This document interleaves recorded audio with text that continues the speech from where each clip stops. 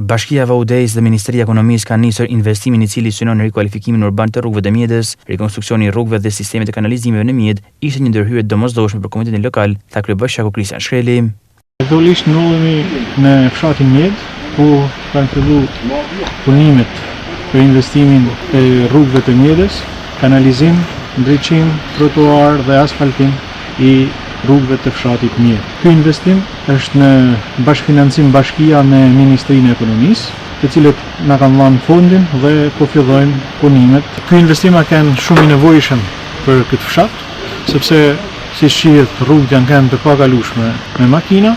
Shpresojmë që t'u lehtësojmë jetën sa më shumë qytetarëve të Bashkisë Vaudejsit me infrastrukturën që po bëjnë. Prej vitesh infrastruktura rrugore amortizuar dhe mungesa e kanalizimeve kanë krijuar vështirësi në lëvizje, sidomos gjatë stinës së rresheve, duke ndikuar në cilësinë e jetës dhe zhvillimin e zonës. 35 vjet vetëm një rrugë që ka shtruar ditë do doni këto, por anë edhe të tjerë s'kan menduar asnjë për mjetin. Ky investim është shumë i favorshëm për ne. Më merr mendja se 3000 banor janë 1600 familje. S'ka menduar kush për ne hiç fare. Ky është investimi që bëhet për bashkinë, pas fasën e bardhë, Zoti jeni moft. Kjo investim është i jashtëzakonshëm. Zoti jeni moft ata që amundu për ne. Shumë i nevojshëm ishte. Po 35 vjet që janë të prit. Falënderes për bashkisë. Ma të ujshi Zot. Ka pas shumë nevojshëm. Të që do bëj punë mirë.